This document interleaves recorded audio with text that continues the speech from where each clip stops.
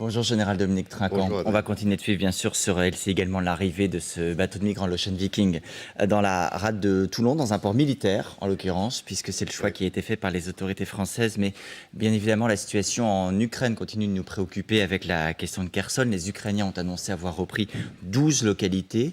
Combien de temps leur faudra-t-il pour rentrer dans Kherson ? Alors, question extrêmement difficile. Maintenant que l'annonce du retrait a été faite, la difficulté est la manœuvre retardatrice des Russes pour franchir le Dniepr, qu'ils documentent. D'ailleurs, ils montrent des images, mais curieusement, ce sont beaucoup de véhicules civils, en fait, et ce n'est pas tellement des véhicules militaires.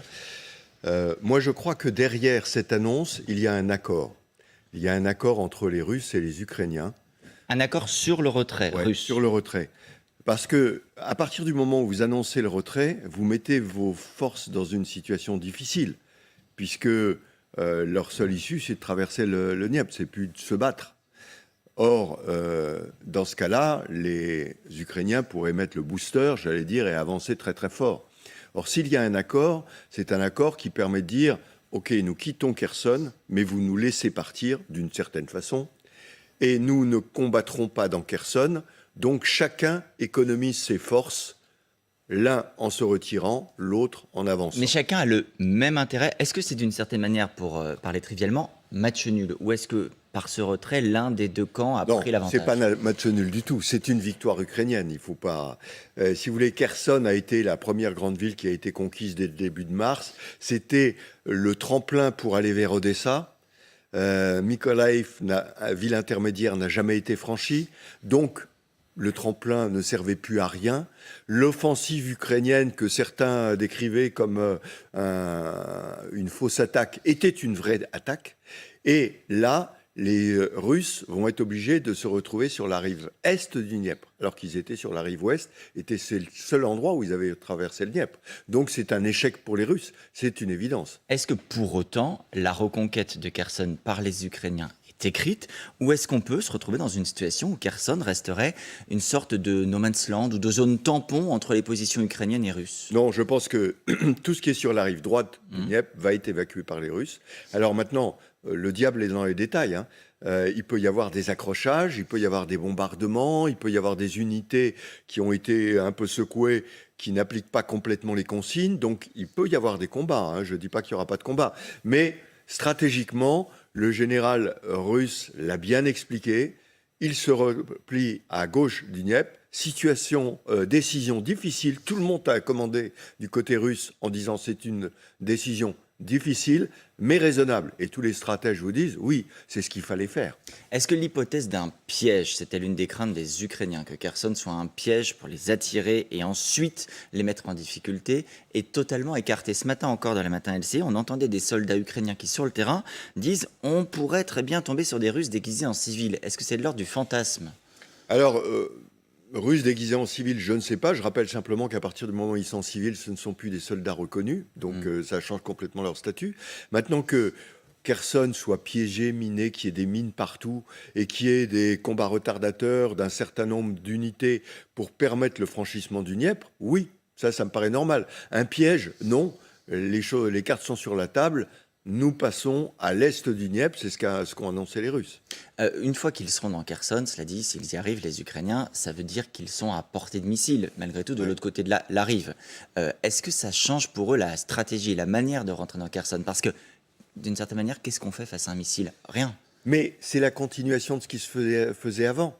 C'est-à-dire que, bien sûr, les Ukrainiens sont à portée de l'artillerie russe, mais l'artillerie russe est à portée de l'artillerie ukrainienne. Donc il y aura équilibre. Voilà. La grosse différence, c'est que vous avez un fossé anti-char énorme qui s'appelle le Dniepr, et je ne pense pas que les Ukrainiens puissent franchir, comme on dit, de vive force, ce Dniepr facilement. Il faudra qu'ils trouvent un autre accès pour attaquer les forces russes, même s'ils vont pouvoir les frapper, bien sûr, avec les tirs indirects, l'artillerie et les missiles, à partir de la rive ouest du Dniepr. En plus du fleuve, et on l'a vu à l'antenne ces dernières heures sur LCI, il y a ces fossés anti-chars qui ont été construits, en particulier en direction de la Crimée. Est-ce que votre analyse, c'est que cette opération, elle vise avant tout à protéger peut-être le sud, le littoral, la Crimée? Parce que on a le sentiment que les Russes, en fait, abandonnent un territoire pour en préserver d'autres. Oui, alors ça s'appelle la concentration des efforts. Au lieu de continuer à combattre un peu partout, on concentre les forces et ceux qui ont été mobilisés vont arriver, vont renforcer. Donc sur un plus petit terrain, on va pouvoir concentrer les efforts. Et les ouvrages que vous signalez dans la région de la Crimée montrent à l'évidence que les Russes veulent tenir sur la Crimée. Il y a probablement d'autres terrains qui pourront abandonner, mais la Crimée, pour eux, reste un combat important. Ça montre aussi peut-être une réelle inquiétude côté russe. C'est qu'ils se disent, les Ukrainiens, dans leur dynamique, et vu les discours de Volodymyr Zelensky, peuvent vraiment à un moment venir nous chercher en difficulté en Crimée. Oui, et je pense que dans le dispositif global russe, il y a un changement majeur. Si vous voulez, Kherson est une perte tactique. Mais le général qui commande a reçu l'ordre de réorganiser l'opération globalement, d'où la concentration un peu sur la Crimée et dans le Donbass. Et le président, qui est totalement absent des décisions, alors que c'est lui qui les a prises, mais bien sûr il ne dit rien, lui se place au niveau stratégique, il se place au niveau de l'alliance contre l'Occident. Faut se souvenir simplement que dans le monde, nous sommes concentrés tous les jours sur cette guerre. Je dînais avec des anciens ministres africains hier, ils me disaient, mais c'est pas notre guerre, ça ne nous concerne pas, c'est votre problème. Les Indiens peuvent dire la même chose, les Chinois peuvent dire la même chose. On voit qu'ils s'en tiennent voilà, à distance. Ils s'y désintéressent. Donc, d'une certaine façon, le président Poutine, lui, se place à ce niveau-là. Il y a plusieurs semaines déjà, David Pujadas l'a rappelé encore hier, vous faisiez l'analyse que la nomination de ce nouveau général, Sergei Sourovikine, à la tête des opérations, signifiait certainement qu'il avait émis l'hypothèse d'un retrait de Kherson pour justement alimenter cette nouvelle stratégie et mettre les Russes dans une nouvelle configuration. Est-ce que c'est réellement lui qui décide aujourd'hui de la stratégie militaire? Vous évoquez Vladimir Poutine, ça veut dire que Sourovikine est réellement l'homme qui a le pouvoir sur la stratégie militaire aujourd'hui? Je pense qu'il a obtenu au moment de sa désignation deux choses. L'autorisation du président Poutine de décrocher de Kherson. C'était demandé par les militaires depuis longtemps. Mais lui a dit, si je prends le commandement, il faut changer de stratégie. Voilà ma stratégie. Je décroche de Kherson, je concentre mes efforts et j'essaye de tenir là où je suis parce que l'hiver arrive et il faut que les renforts arrivent et les renforts ne vont pas arriver tout de suite. Donc je pense que si vous voulez, en termes militaires, il faut bien séparer le tactique de l'opératif du stratégique. Poutine s'occupe du stratégique, le général s'occupe de l'opération en Ukraine. Est-ce que ça veut dire pour autant que Vladimir Poutine sort indemne de cette histoire ou est-ce qu'il est plutôt affaibli? Parce que certes, vous dites que ce n'est pas lui qui gère le quotidien désormais de la stratégie, sauf que c'est lui qui avait voulu que l'on annexe ces régions, c'est lui qui a prononcé l'annexion de ces régions, dont Kherson. Kherson, c'était la seule grande capitale régionale du Sud aux mains des Russes. Comment est-ce qu'il peut sortir complètement protégé lui? Non, il est dans une situation très difficile. Alors, l'opération a été très bien montée, y compris sur le plan médiatique. Quand on voit que les faucons que sont Kadyrov et le chef de Wagner ont tout de suite approuvé cette décision. Donc ça veut dire que tout a été bien bouclé pour ne pas mettre en difficulté le président russe. Ceci étant, vous parliez de l'annexion. L'annexion proclamée un peu à la va-vite a été très critiquée à l'époque. Et on le voit bien pourquoi. Parce que les militaires savaient qu'ils ne pourraient pas conserver le terrain et donc ont déclaré annexer des terrains qui allaient repasser du côté ukrainien, qui mettaient la Russie dans une situation très difficile. Donc ça veut dire d'une certaine manière pour vous que Kherson est le symptôme ou l'exemple d'un virage stratégique. On entre dans une nouvelle phase de la guerre aux yeux des Russes avec une nouvelle organisation et une nouvelle manière d'appréhender le conflit. Oui, tout à fait. Et moi je pense que, si vous voulez, comme je le disais, je pense qu'il y a eu accord, donc une négociation par des tiers parties entre les Ukrainiens et les Russes pour cette opération. C'est le début d'une discussion, d'une négociation plus importante. Peut-être du côté ukrainien sous la pression américaine. Je rappelle que M. Sullivan est parti à Kiev et que d'un seul coup, M. Zelensky a dit « Je suis prêt à négocier » en des termes qui ne sont pas acceptables par la Russie, bien sûr. Et 48 heures après, la porte-parole russe a dit la même chose. Elle dit « Nous sommes prêts à négocier » en des termes inacceptables pour Kiev, bien sûr. Donc ils sont très loin, mais ils acceptent de négocier. Or, ce qui se passe à Kherson, d'une certaine façon, ce n'est pas un cessez-le-feu, mais c'est un ralentissement des opérations sur la base d'une ligne physique qui est le Dniepr, et ceci peut être le début d'une négociation pendant l'hiver. On va prolonger sur cette question de négociation dans un instant, parce que c'est un point très important. Juste encore un mot de la stratégie militaire. On sait qu'on arrive, on est à l'automne, on arrive à l'hiver. Est-ce que les Russes cherchent là aussi, en se retirant de Kherson, du temps pour reconstituer leurs forces? Est-ce qu'ils peuvent utiliser les semaines à venir, alors je ne sais pas, pour reposer leurs troupes, pour former de nouveaux militaires, on sait qu'il y avait les mobilisés, voire peut-être même pour produire de nouvelles armes, de nouvelles munitions? Est-ce que ça peut servir à ça? Oui, ça sert à tout ça. En fait, la stratégie ukrainienne sur le Dniepr a très bien fonctionné. Ils ont cassé l'arrière, les logistiques, le commandement russe, qui s'est rendu compte qu'il ne pouvait plus combattre à la droite.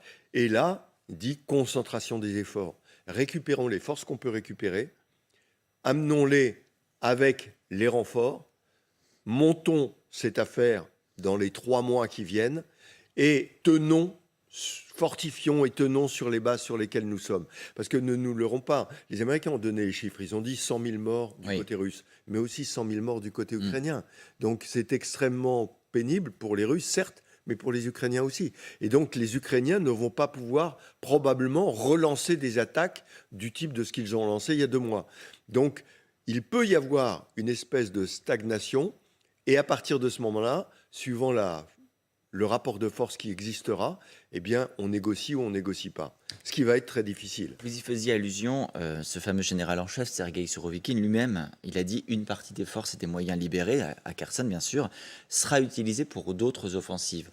Où les Russes peuvent-ils frapper? Quand il dit d'autres offensives, est-ce qu'il pense à une éventuelle contre-attaque sur Kherson dans quelques mois? Est-ce qu'il pense au front Est, par exemple le Donbass? On sait que les Russes essayent depuis plusieurs semaines de reprendre la ville de Bakhmout. Ça ne bouge pas, le front est quasiment figé, c'est très compliqué en tout cas pour eux. Ou est-ce qu'ils ont une marge d'action éventuellement sur le terrain? Non, alors dans les options que vous présentez, je ne crois pas du tout à une relance vers Kherson, trop compliqué, trop difficile et sans intérêt. En revanche, dans le Donbass, oui. Alors Bakhmout, c'est la guerre privée de Prigojine. Hein. Oui. Prigojine, il veut absolument montrer qu'il est meilleur que les autres, etc. Pour l'instant, il ne le démontre pas trop. Mais donc, les forces vont pouvoir, dans le Donbass, puisque finalement, la libération du Donbass, c'est la ligne sur laquelle le pouvoir russe s'est installé. Donc, essayer de fortifier toute une partie, avancer peut-être en fonction de l'intérêt local, voies de chemin de fer, autoroutes, lignes de terrain, essayer d'arranger ce terrain. C'est probablement ce que va essayer de faire le général qui commande l'opération actuellement. On le voit au revers de votre veste, on commémore aujourd'hui le 11 novembre 1918. C'était un armistice. Il y a quelques instants, vous avez prononcé le mot cessez-le-feu. Est-ce qu'aujourd'hui, alors le parallèle historique bien évidemment ne vaut pas, la situation est très différente, mais est-ce qu'aujourd'hui, un cessez-le-feu est envisageable sur le terrain? Est-ce que vous voyez chez les Russes et les Ukrainiens la moindre capacité à l'accepter? Alors je ne vois pas de cessez-le-feu formel, comme le 11 novembre à 11 h. Les trompettes se sont mis à sonner, cessez-le-feu, le combat s'est arrêté. À quelques minutes près, à peu près sur tout le front. C'était un accord stratégique de très haut niveau. Là, je pense qu'il y a un accord stratégique pour une pause sur le Dniepr. Je pense qu'il n'y aura pas de cessez-le-feu comme on l'entendait le 11 novembre 1918, mais qu'il y a une possibilité que les belligérants s'aperçoivent qu'ils sont un peu au bout de leur force. Et donc, il faut qu'ils mesurent ce qu'ils sont capables encore d'atteindre. Pour les Ukrainiens, est-ce qu'on va continuer à pouvoir progresser ou pas? Et pour les Russes, est-ce qu'on va continuer à pouvoir tenir ou pas? Et vous voyez qu'on a complètement inversé les données depuis l'été, globalement. Ce sont maintenant les Ukrainiens qui ont l'avantage et les Russes qui sont dans la difficulté. Ceci étant, les Ukrainiens ont l'avantage parce qu'ils sont fortement soutenus par les Américains, par les Européens. Et là, je reviens au niveau stratégique du président Poutine. Combien de temps les Européens vont vouloir tenir cette position avec les difficultés que rencontreront nos sociétés? Combien de temps les Américains, dont le président Biden sort, non pas renforcé, mais pas diminué en tout cas, de la dernière élection, combien de temps vont-ils pouvoir tenir? Et c'est ces rapports de force-là qui vont jouer dans les mois qui viennent. Et on a déjà des éléments de réponse. Le chef d'état-major des armées américains, Mark Milley, il vient de dire « Une victoire n'est probablement pas réalisable par des moyens militaires. C'est ça. Même les militaires américains commencent à conduire vers la discussion diplomatique. Ça vous paraît, vous qui êtes un militaire, ça vous paraît aujourd'hui être la seule option, l'option diplomatique? On ne peut pas se dire que militairement, l'un des deux camps va finir par l'emporter? Je crois que militairement, effectivement, n'arriveront pas à le remporter parce qu'avec le temps, les Russes comprennent leurs erreurs, vont renforcer, etc. Je ne crois pas non plus comme un certain nombre de commentateurs qui disent la paix à tout prix. Les Ukrainiens ne peuvent pas accepter ça, la paix à tout prix. Je crois simplement qu'il est temps, effectivement, de se rendre compte des limites de chacun et rationnellement de dire jusqu'où je peux aller. Est-ce que ça va être très difficile pour le président Zelensky, qui a été jusqu'au boutiste, et là de dire, finalement, est-ce que je vais reconquérir la Crimée ou pas? Ou est-ce qu'on va rentrer, comme il l'avait dit, au moment des discussions d'Istanbul au mois d'avril, on est prêt à discuter territorialement pendant 15 ans. Vous voyez ce que ça veut dire? Ça veut dire quelque chose. Parce que l'économie ukrainienne est à plat, est détruite. Il va falloir la reconstruire. La reconstruire avec l'Europe certainement. Dans quelle mesure les Russes vont le faire aussi? Qu'est-ce qui va se passer? Vous disiez la position difficile du président Poutine. Que va-t-il se passer au Kremlin? Est-ce qu'un certain nombre de responsables vont dire, écoutez, au président Poutine, maintenant, bon, vous avez... Et eux-mêmes perdre patience. Voilà. Et il faut qu'on change. Ce qui faciliterait les négociations, très honnêtement. Ne plus avoir Poutine faciliterait, même si c'est un dur, ça facilitera les négociations parce qu'il n'aura pas été à l'origine de cette guerre. Parce que pour les Ukrainiens, effectivement, ce sera un nouvel interlocuteur, quelle que soit sa nature.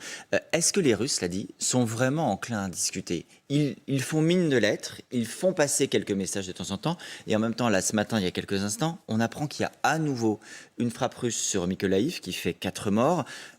Ça intervient alors qu'il y a quelques heures, on apprenait que Vladimir Poutine n'irait pas en personne au G20 à Bali. Pas facile de lire et de savoir, eux, leur état d'esprit. Non, mais la guerre n'est pas finie. C'est ce qu'il faut dire. Et donc, les Russes ne vont pas s'arrêter. Il y a un accord sur un aspect tactique qui nous paraît très important parce que le Dniepr, parce que Kherson, et qui est très important. Mais la guerre n'est pas finie. Et les Russes ne vont pas s'arrêter. Et vous parlez d'une frappe à Mykolaïv qui est maintenant derrière le front, largement. Ça, c'est la stratégie. C'est le niveau de Poutine. C'est-à-dire, je continue à affaiblir la société ukrainienne jusqu'à ce qu'elle comprenne qu'il faut négocier parce qu'elle ne tiendra pas dans la durée. Vous disiez à l'instant, il y a la question de la situation de la société ukrainienne, de l'économie ukrainienne et du soutien international.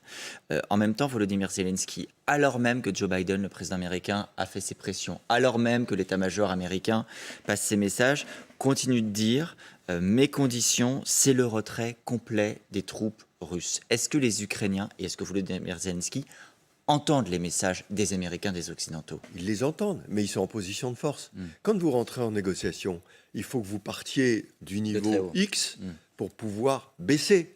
Vous n'avez pas commencé à dire, bon, bah écoutez, très bien, vous occupez du terrain, on s'en occupe pas, qu'est-ce qu'il y aura à négocier? Ça ne préjuge pas forcément de sa capacité à négocier, de votre point de vue. C'est le point de départ. Oui, mais... c'est le point de départ de la négociation, et c'est si vous voulez, il part des positions très extrêmes qu'il avait avec la conquête de la Crimée, avec tout, et il va falloir négocier. Donc, il est obligé de partir d'un niveau très élevé, mais le fait qu'ils disent on est prêt à négocier est quand même quelque chose de nouveau. Et on va voir comment les choses vont évoluer au cours de la négociation. On n'y est pas, hein. Pour l'instant, on combat toujours sur le terrain. Et d'ailleurs, même les Américains eux-mêmes, même s'ils font pression, ont encore annoncé hier une nouvelle tranche d'aide militaire, essentiellement pour la défense antiaérienne, à hauteur de 400 millions de dollars. Ça veut dire aussi que leur engagement n'est pas remis en cause à ce stade.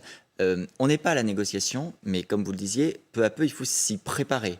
Qui vous paraît aujourd'hui être en situation de prendre en main une éventuelle médiation? Il y a quelques jours sur ce plateau, on évoquait l'ONU, vous connaissez bien l'ONU. Est-ce que c'est plutôt un organe international comme celui-ci ou des personnalités? Le président turc, Erdogan, qui se targue d'avoir maintenu le contact avec Poutine. Bien évidemment, il y a l'Europe, Emmanuel Macron, qui a expliqué qu'il gardait le fil.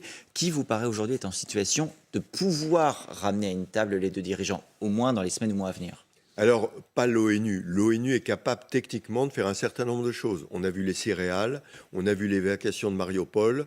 S'il y a un cessez-le-feu, la mise en place de procédures, ça sera un outil, mais ce n'est pas à la tête.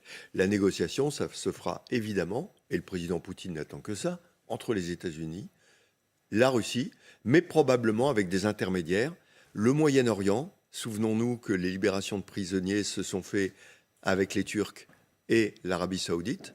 Donc le Moyen-Orient veut jouer sa part là-dedans. Et on sait que sur le plan du pétrole, le prince El Salman a donné des gages à M. Poutine. Donc c'est un interlocuteur. Et M. Erdogan, qui a ses élections au printemps, veut jouer une carte également. Donc je pense que les deux acteurs, c'est américains, russes, et les intermédiaires sont plutôt au Moyen-Orient. Beaucoup d'intermédiaires possibles. Reste à voir qui réellement arrivera à faire avancer les choses. Merci beaucoup, Général Dominique Merci Trinquant, d'avoir infiniment. été là ce matin, ce 11 novembre.